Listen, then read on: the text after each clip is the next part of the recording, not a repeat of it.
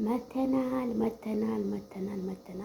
ሰላም አለይኩም ወራህመቱላህ ወበረካቱ። ውድና የተከበራችሁ የቻናሌ ቤተሰቦች እንዴት ናችሁ? ለቻናሌ አዲስ የሆናችሁ ላይክ እና ሰብስክራይብ ሼር ማድረግ ቤተሰብ ይሁኑ ማለት ነው። አበረታቱ፣ ላይክ ሼር እያደረጋችሁ ማለት ነው። ዛሬ ይዤላችሁ የመጣሁት ቲክቶክ ላይ የሆነች ልጅ ያው ቪዲዮዋን ትንሽ ቀንጨብ አድርጌ ይዤዋለሁ ማለት ነው።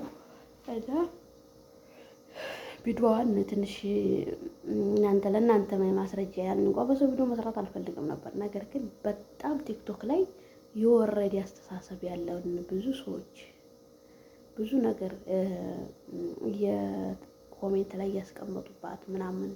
ለማንኛውም እስኪ ቪዲዮውን ላሳያችሁና ተመልሼ እመጣለሁ። ከዚህ በኋላ እንግዲህ እስከዛሬ አታውቁኝም ነበር ነው ስላወቃችሁ እንድታከብሩ እንፈልጋለሁ። አለበለዚያ እሺ ተአምሩ እንደቀጠለ አንድ ጥያቄ ልጠይቃችሁ መልሱልኝ። አንፋታም። ምን ነው የባላባት ልጅ አይሰራም ያልሽ? እሺ የሰራችሁትን አባት እናቶቻችሁ ያወረሷችሁን ጥበባዊ ሙያ በእጃችሁ ሰርታችሁ ራሳችሁ። ለምሳሌ ሰራተኛ ልጅ ሲሰራ ጌጣጌጦችን የሚሰራው ሌላን ዲዛይን አድርጎ ራሱ ፈጥሮ ነው የሚሰራው በራሱ ማለት ነው። ቁሳቁሶችን እያንዳንዳቸውን የሚሰራው በራሱ በሙያው በእውቀቱ ነው አይደል? ስለዚህ እነሱ ለኛ ወርሶናል ይሄንን ስራ። እናንተ ደግሞ እናትና አባቶቻችሁ ያወረሷችሁን ነገር አሳዩ። ኮሜንት ላይ ስክሪፕት እያደረጋችሁ ኮሜንት ላይ አስቀምጡልኝ፣ ከስድብ ነፃ በሆነ መንገድ ማለት ነው። እና ደግሞ በዚሁ አጋጣሚ ከዚህ በኋላ አክብሩኝ፣ አለበለዚያ አክብሩ ይፍሩ። ከዚህ በኋላ እንግዲህ እስከዛሬ አታውቁኝም ነበር ነው ስላወቃችሁ እንድታከብሩ እንፈልጋለሁ። አለበለዚያ እሺ ተአምሩ እና በጣም ነው እኔ ያናደዱኝ ማለት ነው። እና እንደዚህ አይነት ኢሞጂ ባትጠቀሙ። እኔ ለሰው የሰው ክብር ዝቅ ማድረግ ጥሩ አይደለም። ማንኛውም በፈለገው ዘሩ መኖር ይችላል። ደግሞ አሁን ላይ የተጋባን እየተዋለርን አብረን አንድ ሆነናል እና እንደ አይነት የወረደ አስተሳሰብ ባታስቡ ባይ ነኝ። ለማንኛውም ማለት ነው የኔ አስተያየት ነው እየሰጠ ያለሁት። በነገራችን ላይ ይሄ ነገር ለእኔ ምንም አይመለከተኝም፣ ግን አንዳንድ ሰው ሲያይ አስተያየት መስጠት ግዴታ ነው ማለት ነው። ለማስተያየት ለመስጠት ያህል ነው እና ተው፣ እንደዚህ አይባልም፣ ጥሩ አይደለም። እና እንደዚህ ባትሉ፣ እነሱ ሰው ናቸው፣ በቃ ምንም አይቀየሩም፣ እንትን አይሉም ማለት ነው። እና ድሮ አስተሳሰብ የድሮ አባባል ነው በቃ እነሱ እንደዚህ ናቸው እነሱ እንደዚህ ናቸው ስለሚባል በዛው ባጥንት ነው እንጂ እንደዚህ አይነት ነገር ይፈጠራል ብዬ እኔ አላስብም። ደግሞ ቢፈጠር እንኳን ራሱ እንደዚህ ህሊና የሚነካ ነገር እንደዚህ ሰውን በሰው ሀገር እየኖሩ አሁን ይቺ ልጅ በሰው ሀገር ነው የምትኖረው። እንደዚህ አይነት ነገር ሲልኩባት ይቺ ልጅ ምን አይነት ይሰማታል ብለን ግዴታ ማሰብ አለብን ማለት ነው። በስደት እስካለች ድረስ በቃ ባትነኳት ባይ ነኝ። እና ጥሩ አይደለም፣ እውነት ጥሩ አይደለም። እንግዲህ ያላወቀን ግዴታ ማሳወቅ አለብን፣ እኛ መምከር አለብን። ይሄን ያህል መጥፎ ነገሮችን የምትጠቀሙትን ነገር ብትተው ብለን ግዴታ መናገር አለብን፣ መናገርም ስላለብን ማለት ነው። እና ጥሩ አይደለም። ተው ብያለሁ፣ ተው ብያለሁ፣ ተው። እና ልጅቱ እንደውም እየባሰች ነው የምትሄደው አንዳንድ ነገር ስትሏት። እና ኮሜንት ላይ ክፉ አትናገሩ፣ የወረደ አስተሳሰብ አትናገሩ፣ ጥሩ አይደለም ማለት ነው። እኔም ወዳችኋለሁ።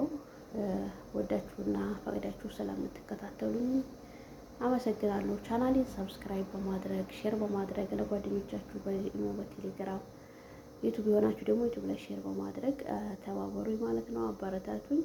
ሰላማችሁ ብዝዝዝት ይበልልኝ። አመሰግናለሁ። ላይክ እያደረጋችሁኝ ማለት ነው። ወጥቶ መቅረት ላይ ጠብቀን። በተረፈ ልቦና ይስጠን። አስተሳሰብ እዝነት የሚባል ነገር ይፍጠርብን። እውነት እየተጨካከነ ነው አሁን ላይ።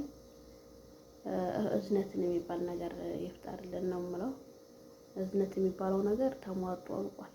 እንደኔ አሳስበው በህይወት የሚያለ አይመስለኝም ማለት ነው። እና እንተዛዘን፣ እንተሳሰብ። የወረደ አስተሳሰባችንንም አላህ ያንሳልን ነው የምለው። እና ወጥቶ መቅረት ላይ ይጠብቀን። ሁላችሁም በያላችሁበት ህልማችሁ ምኞታችሁ ይሳካላችሁ ማለት ነው። በስደትም ያላችሁ ያሰባችሁን አሳክታችሁ በሰላም በደስታ በቃን ብላችሁ እስከምትገናኙ አላህ ያበርታችሁ ማለት ነው። አመሰግናለሁ። ላይክ ሼር አድርጉ። ሰላማችሁ ብዝዝት ይበልልኝ። በቀጣይ ቪዲዮ እስከምንገናኝ ሰላም አለይኩም ወራህመቱላህ ወበረካቱ። ላይክ ሼር ሰብስክራይብ አትርሱ። አመሰግናለሁ። እና በዚህ ልክ እንዴት ምን አይነት አስተሳሰብ ነው የምናስበው? ድሮ ቀር ነው። ድሮ ነበር እንዲህ አይነት ነገር የሚወራው ስለ ሰራተኛ፣ ስለ ባሪያ፣ እንደዚህ የባሪያ ዘር፣ የሰራተኛ ዘር፣ ሰራተኞቹም እንዲያው ሰራተኛ ነው የሚያገቡት የራሳቸውን፣ ባሪያም እንደዛ ነበር የሚባለው ድሮ እኛ ሳንወለድ የአባቶቻችንን ሲያወሩ የምንሰማው። አሁን ላይ ግን ሁሉም አንድ ነው። ማፊ ፈርቅ ክርስቲያኑም፣ ሙስሊሙም፣ ሰራተኛውም ሁሉም ያኔ አብሮ ነው እየተጋባ ያለው እና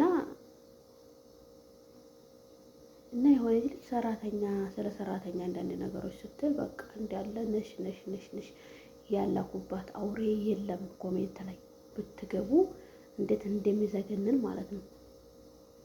እና ብዙዎቻችሁ እንዲሁ የወረደ አስተሳሰብ ባታስቡ።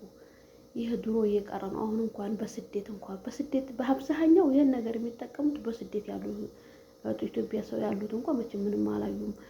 ያልቀሩ ስለ ሁሉም ነገር ያልተማሩ ሊሆን ይችላል። በስደት ግን ብዙዎቻችን ብዙ ነገርን ተምረናል ማለት ነው።